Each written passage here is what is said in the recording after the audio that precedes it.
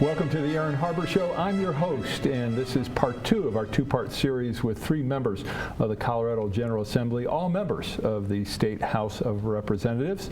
Joining me, Joe Salazar. Joe, again, welcome back to the show. Thank you very much. Justin Everett. Justin, thank you for being here. Thanks again for having me. My pleasure. And a veteran of the program, Angela Williams. Thank you, Angela. For the invitation. Always a pleasure having you. So we were talking about a lot of the different issues, and one of the things we kind of touched on or began to touch on was the whole issue of constitutional conflicts, where you have Amendment 23, you have Tabor, you have the Gallagher Amendment. There are a lot of other factors as well. Is this really a problem, especially when you look at this session, the 2016 session, and the fact that in the governor's budget, we actually are going to have to take money we've collected, taxes that the state has collected, and refund those monies in a year where certainly some members of the population and General Assembly think we should be using those dollars to fix roads, help schools, or whatever the case may be. So what's that challenge, or how do you see that challenge in terms of the complexity of all those interacting issues? Well, I think, number one, it's a Gordian knot. And everyone refers to it that way, but it really is. And I think that, number one, if we're going to de-Bruce, we have to have the state constitution to do that. And viewers need to know, once you put something in the Constitution, it is extremely difficult to change because you need a 2/3 vote from both houses to do that. And I think that I do want to correct you on one thing, if you don't mind, because... Not at all. My guests correct me all the time. You keep saying that we have to refund monies, and we just had Proposition BB on the ballot, where we were $66.1 million over our Tabor limit because of the revenue, but the voters voted to allow the state to keep that. And we were talking about mental health funding. I believe that's where we can fund mental health. It's not a lot of money, but yet we will not be returning those monies back to the voters. Okay, it'll come back to the state because Proposition BB was approved. But what you have to be careful of is with, the Gallagher Amendment, Amendment 23, you look at the Tabor, is that even if we attempted to change it or fix it, because it really has us handcuffed in education and transportation, you have to realize if you change one part of it, what is that effect going to be on the other 2 pieces, which I think makes it very, very difficult for us to do in the State House. So, Justin, are you happy with the status quo? I'm not, actually. I mean, you look at Taxpayer Bill of Rights, for example, which was gutted in 2005 with Referendum C. So the, quote, ratchet down effect that says when government gets lean because we don't have the money coming in, that you kind of reset the baseline. I mean, that kind of eliminated that provision. And still, again, I cannot emphasize enough, we've had a 20% increase in the budget over the last 3 years. And that means that we're really not restrained. And Representative Williams here, Angela, said that, look, we can go to the voters. I mean, is there really a nod if we can go to the voters with things like Prop BB and say, oh, we'd like to keep another $66 to $70 million? My whole thing is, being down there for 3 years is, do we really want politicians more money to play with, especially when we've gotten an extra $5 billion?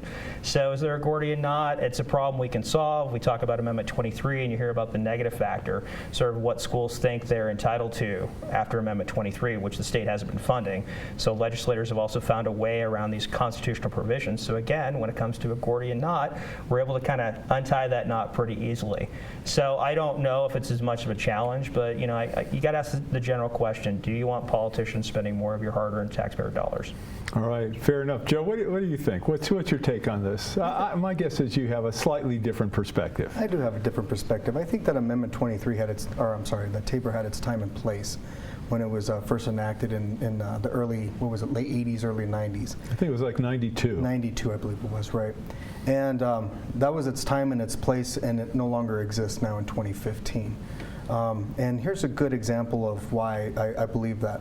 The very last day of session and the very last day that she would serve in the House of Representatives, former chair of the JBC, Sherry Giroux, went up to the well and was talking about her time in the House of Representatives. And one of the statements that she made, which caught me off guard, was the fact that she said that we had to get rid of Tabor.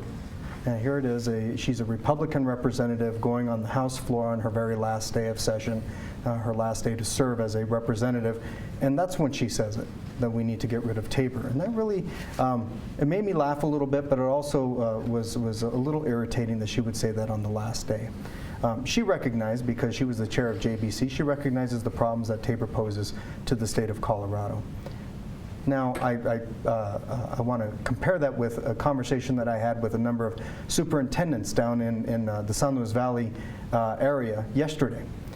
They were talking about the negative factor and the fact that the governor's budget is going to cut a bunch of money out of the K through 12 funding, and they were very upset with what was going on in terms of funding their schools down in the San Luis Valley, very rural area, place where my family, where my roots are, and we have a problem. It needs to be addressed. We can't always be going back and forth to the voters on various things for a little bit of a fix here and there. We need to address the larger issue of Tabor and if it's right for the state of Colorado in the 21st century. How would you like to see it addressed? What would you like to see changed? That's a good question. I'm open to all options at this point. I'm open to the option of getting rid of it altogether or of having a different kind of fix to it. But at this point, I see that we are setting ourselves up for failure if we keep it on the books. And when you talk about K through 12 funding, actually the state portion of funding or the state amount, it's not actually going down though, is it? Isn't it going up every year, just not as much as it should under Amendment 23? Is that a fair statement? I think that's a fair statement, but then we start talking about issues such as the negative factor. And if you were to ask the rural school districts if the state funding is going down or if it's going up, I think that they would say, we're not getting the funding that we need. Whether it's going down or going up, we are in dire situation. I think they've cut off the fat and they've cut right through the bone. So, and the negative factor is what? So that's a very complicated question. Angela's smiling on my right here saying, yeah. She's saying, I'm glad Aaron didn't ask me that question. Right, so let's punt to Representative Williams. No. Well, go ahead. Yeah, I mean, the negative factor, again, there's a certain alleged guarantee under Amendment 23 what schools are supposed to get, and then versus what the legislature's actually been providing. So again, an end run around a constitutional amendment statutorily saying, we're not going to give schools that money. Which the courts have approved as a legitimate end run. Exactly. So there's, again, no Gordian knot. Again, a 20% increase in the budget, $5 as in boy, $1 billion over 3 years increase in the budget. So, the money's there, but are we going to spend it on certain budget priorities? If we want to make education a priority, we can. If we want to make transportation a priority, we can. If we want to make mental health a priority, we can. But part of the problem is that there's been a spending spree with new legislation since I've been down there the last 3 years. Like, for example, expanding the eligibility of Medicaid. So we're told that maybe 250,000 people would end up on the rolls based on the expansion, based on what the federal poverty level was, and above and beyond that. But it ended up being 450,000. Far beyond what they projected. So that's sucking up different portions of the budget. But that was an expansion. So again, the money's there. And you have to ask yourself the question, as a citizen, do you want politicians, because clearly it's a bipartisan issue, both Republicans and Democrats want to spend taxpayer dollars. Joe used the example of Sherry Giroux, she's a Republican. There are plenty of Republicans that think they know how to spend your money, the taxpayer dollars, better than you do.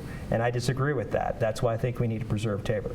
So in that regard, in terms of following the Constitution, following the law, if one is a constitutionalist in that sense, should we be funding Amendment 23 at the level that is in the Constitution? Is it required by the Constitution? Again, it goes back to voters' intent. Whether it's Amendment 64 or Amendment 23, it's voters' intent. We may not like it, but that's what the voters voted on. So we have to respect the will of the voters. Whether I agree with it or not, we have to respect the will of the voters. So we can either backfill the negative factor and take it out of other areas, but again, we've been on a spending spree for the last couple years. So we got to stop the spending spree. We got to stop the insanity. We don't want to become like the federal government where they're $17, $20 trillion in debt.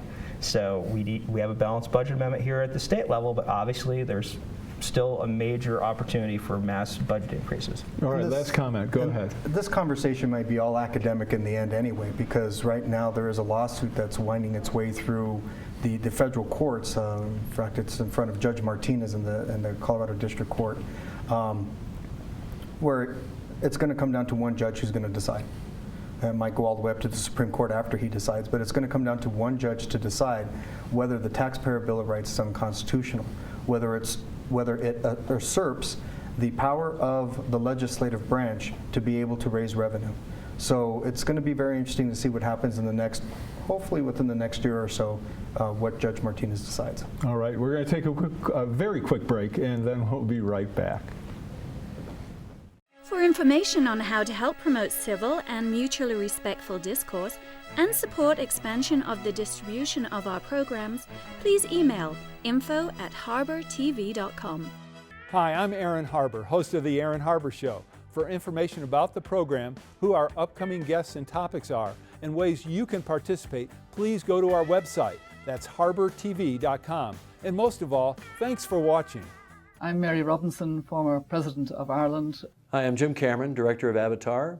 I'm Christina Johnson, former Undersecretary of Energy. Hi, I'm Oliver Stone. Hi, I'm Mike Peters. I'm the creator of Mother Goose and Grimm. Watch The Aaron Harber Show. I would encourage you to watch the Aaron Harber Show. It's good fun. Watch the Aaron Harber Show because he's a really cool guy. Please watch the Aaron Harber Show, on which I do appear. I want you to watch the Aaron Harber Show. Grimmy watches it every day. I'm Aaron Harber, host of The Aaron Harber Show. You can follow the show on Twitter and find us on Facebook to get all the latest updates, see behind-the-scene photos, and make comments and ask me questions. You can see episodes before their TV broadcast, so like the show today. Your opinions, ideas, suggestions, and criticisms related to guests, topics, questions, or the host are welcome. Please send an email to producer@harbertv.com.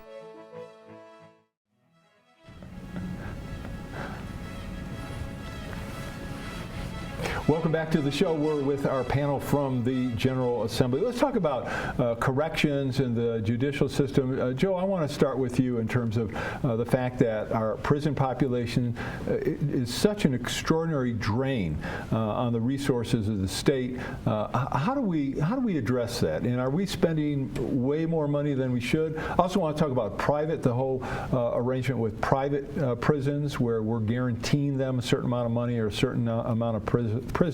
That seems to me to be a policy that makes no sense whatsoever. So give me some thoughts, and everyone else chime in, please. I sit as a member of House Judiciary, and so we have every single year we have the SMART Act hearings where we have the correctional, our Department of Corrections coming in and presenting to us what they're doing, what they're not doing, how much money they're looking for as opposed to the previous year.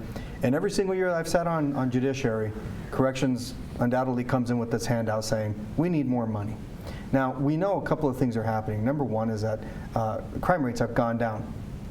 But the number of beds that Department of Corrections is asking for has gone up every single year. And every single year, the private correctional industry asks for more money too. In fact, I think that for the past 3 years that I've been on Judiciary, the correctional facilities, private prisons have asked for more money. It's astonishing to me. I think that the way that Department of Corrections spends its money, it's more about how can we get our prisoners back instead of how can we make them successful out in society. They are also using these inmates to farm tilapia and do other things for private industry and paying these prisoners like 72 cents an hour. Basically a form of slavery, a 21st century form of slavery. And I can't remember that they ever reported how much money they are getting from that kind of industry for working for private industry. I have not seen how much money Department of Corrections receives, which would then go to their budget. So that's something that I'm going to be asking about. In fact, I filed a Open Records Act request with Department of Corrections just 2 weeks ago, asking them to explain how much money they're getting off of the backs of inmates. I'm amazed that a member of the General Assembly has to file an open records request. I mean, wouldn't any state agency have to answer that question automatically? Well, what's really interesting is that they provide us a really glossy and very pretty report every single year saying, this is what we're doing, this is how much money we get. But I can't ever recall that they have not put in to their reports how much money they get from private industry for raising tilapia, for God's sakes, in Canyon City, or other industry that they're engaged in. That's catfish, isn't it? No, tilapia is It's a different fish. Is it different? It's a It's not a deep-sea bottom fish. feeder? Than whitefish. Oh, It's a okay. whitefish, right? All right. Well, I apologize. Don't mean to offend all the tilapia aficionados out there. Justin, what's your take on the prison populations, the growing numbers, the fact that Colorado incarcerates so many people, and we spend so much money on What do we spend on corrections? $750 million a year, roughly, something like that? I think we're close to that. It's a lot of money. Yeah. Well, first and foremost, I mean, if you do the crime, you should do the time. But it asks the bigger question, and our responsibility as legislators is, okay, what is a crime? You know, Joe talked about, debtor prison, for example. I mean, this is just sort of an outdated law. So it's our job as legislators to look at the different crimes and saying, are they necessary anymore? Is this worthy of incarceration? I think there's a trend in the legislature to where, and I think it's one of those weird crossover things that we talked about earlier, where we're like, okay, why are we raising the sentencing on this? Crime. Why are we incarcerating people? Why are we making it a felony? I mean, so this always comes up.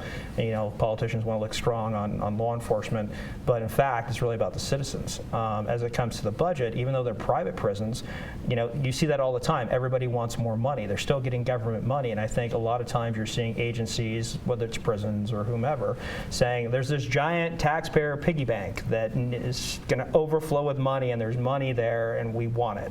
And so it doesn't matter if you're a private prison or you're HICPUF or someone else, you always want more money, more money, more money. And that's all we really hear. I mean, all session, doesn't matter if you're an R or a D, we want more money. We need more money. That's all we hear constantly. And like I said, a 20% increase in state budget over the last 3 years. So yeah, there's plenty of money to throw around. All right. One of the things you were talking about in terms of the prison population and the idea of new laws that criminalize different acts, one of the things we've seen nationally is attention starting to be paid to the concept that any time a law seems to be passed by a General Assembly, by a legislature, by a county, by a municipality, and it could be for something as little as failing to shovel the snow in a timely manner on your walk, that included in the possible penalties is jail time or prison time. So, and we had the Eric Gardner case where he was killed by the police because he was selling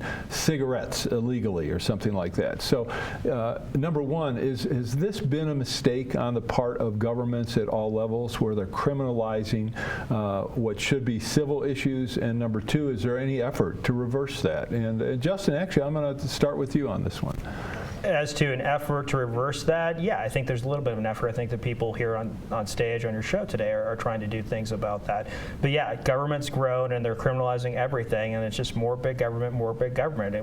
Government wants to control your life and tell you what you can and cannot do. I mean, the more government you have, the more laws, the less freedom you have. So, when it comes to freedom and liberty issues, government grows, freedom and liberty shrinks, and that's been a problem. And I don't think that's a Republican or a Democrat issue, or conservative or liberal. I think it's something that we need to deal with. And, I think, we've been blessed today by having Angelo to my left and Joe also to my left. But, this is an area where we can agree on, where too many laws, too much incarceration, too many things that most citizens don't even know about that are on the books. Joe and I both went to DU Law School, but still we don't know everything that's on the books.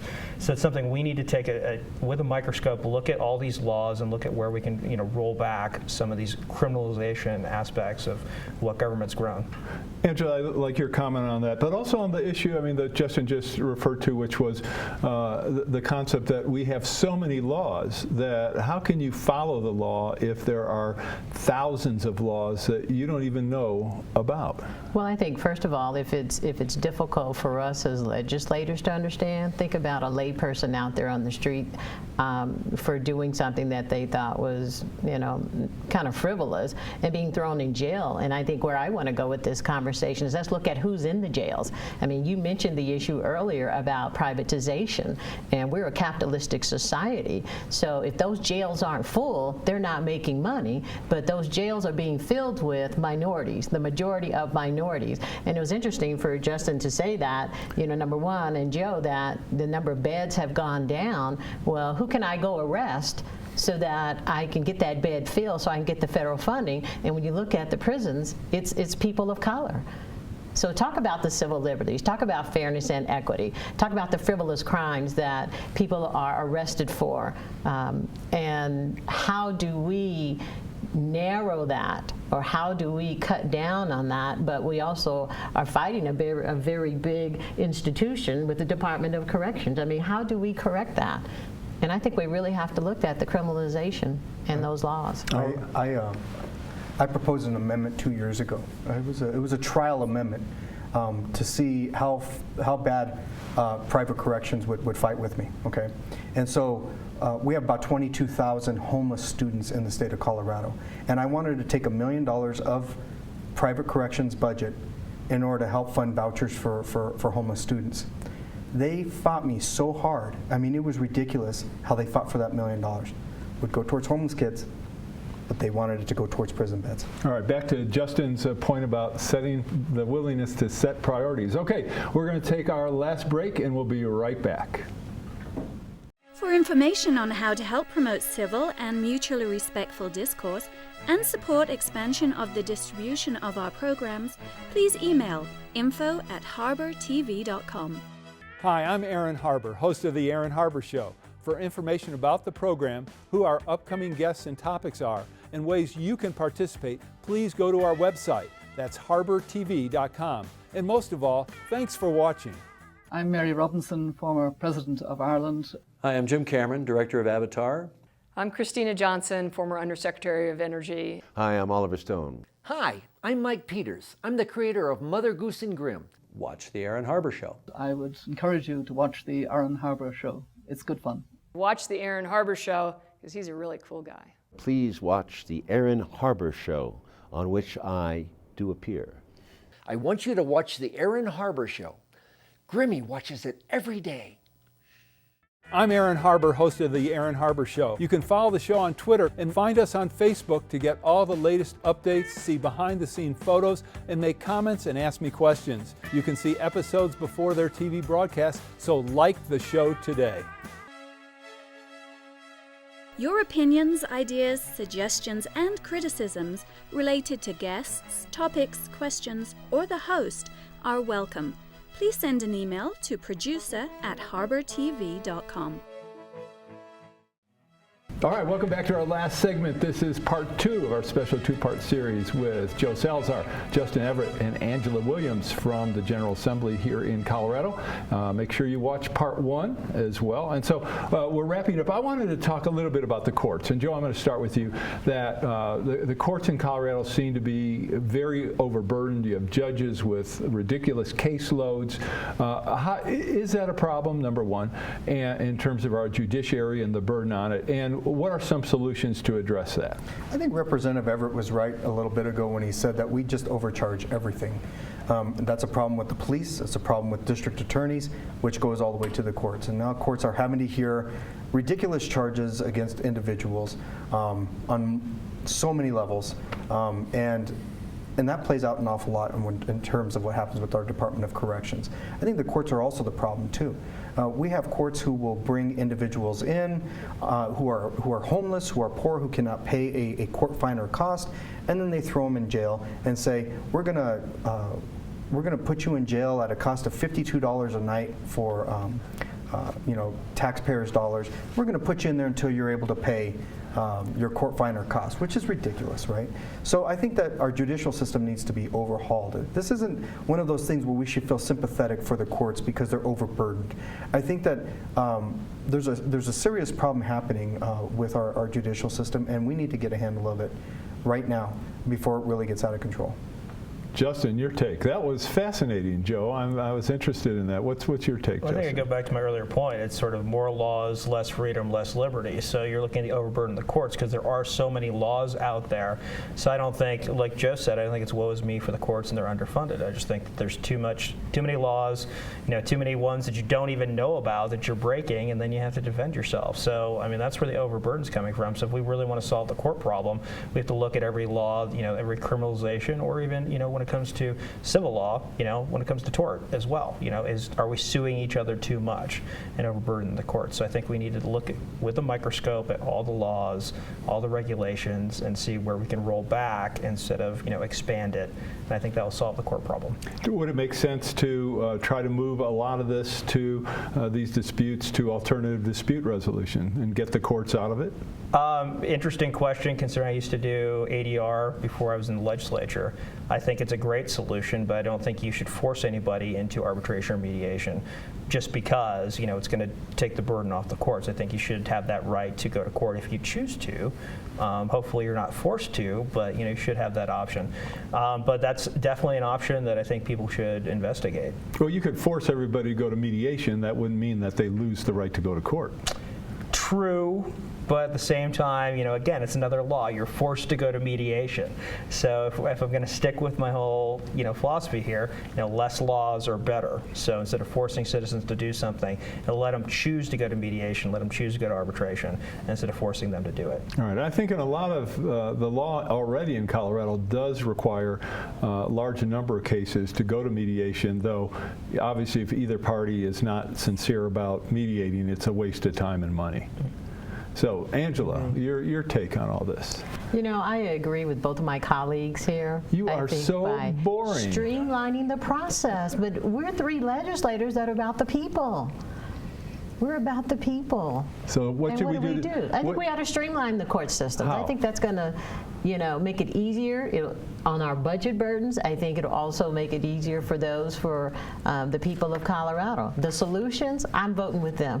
Think about the technical violations alone on parole, where you have an individual who is released on parole. He's required to get a job. He gets a job. He has to work until 4:30, but then the parole officer says, yeah, but you have to meet me at 4 o'clock. And if the person doesn't show up, it's a technical violation, and they go right back into prison. These are the ridiculous things that we have to deal with Department of Corrections and our judicial system. All right, probably the last question. And one of the issues in the state, it seems you're seeing newspaper articles about this every year in terms of what seems to be our inability to protect children, where young children are killed by their parents or family members or whomever, where you have the teen recidivism rate in terms of those who have been in juvenile detention, whatever, super high recidivism rate, which is kind of you all have referenced as part of the money process. What needs to be done to do a better job of protecting kids, or are we doing everything we should be doing? Who wants to tackle that? I think first of all it starts with the core of being able to provide our children with an education as early as preschool, and being in an environment in which they're learning values and parents are involved in that process. That's number one. We know that education is the way to get to our American dreams and keep people out of the system per se. So I think that's number one. But where you have a lot of the poverty issues, you have families in Colorado who are in poverty. Well, if they can't afford to send that kid to school, they're trying to make ends meet, they can't be involved in their school activities. That's something we need to look at. I think we need to look at after-school programs, because parents are touched by that, and we need to make sure that they're involved. All right, we have 30 seconds left. Justin, I'm going to give you the last word since you were outnumbered 2-1. Well, I think it goes back to parents. I think parents have been trained over the last couple decades that government's going to take care of all their problems, so they can do all these things and government's just going to solve the problem. So I think when you look at neglect issues or abuse or something like that, well, government was going to solve this problem. Now I have to deal with it, and they're not used to dealing with it. So I think giving more power to the parents and more parental freedom, I think is important. All right, I want to thank my guests, Joe, Justin, and Angela. I'm Aaron Harber. Thanks for watching.